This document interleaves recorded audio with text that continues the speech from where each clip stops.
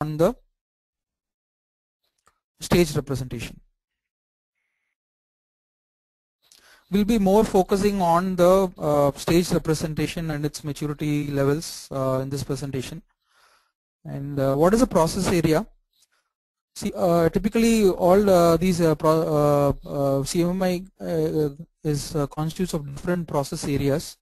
So process area is not a process description or a definition. It's actually a collection of related practices in an area when performed collectively satisfy the goals related to that particular area.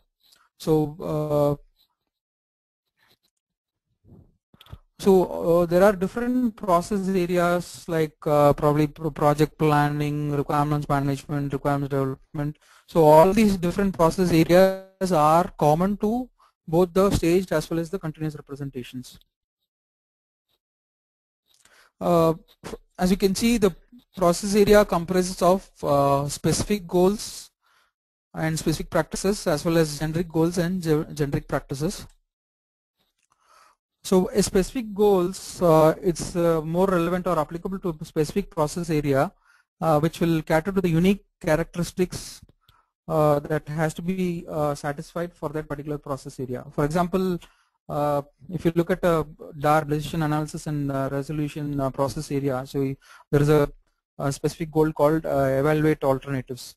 Similarly, if you look at requirements development process area, we have a specific goal called elicit requirements, and from a project planning perspective you have a specific goal for establishing estimates and how do you do a project planning and things like that.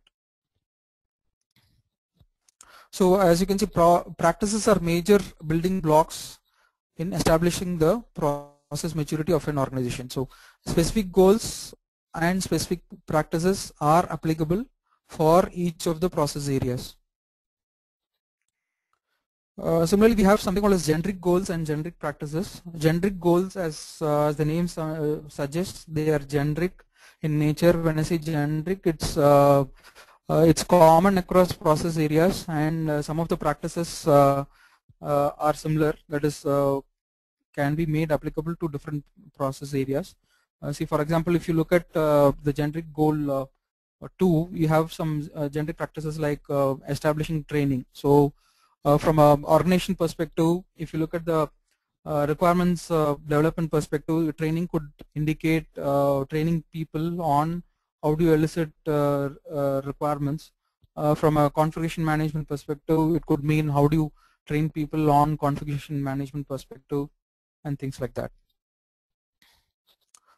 So we'll be closely looking at the different process areas available in the development discipline, CMMI development discipline, and you can see that there are around 22 process areas which are available, and for CMMI services and acquisition, there are services we have 24 process areas, and acquisition, it's similar to development, it has 22 process areas.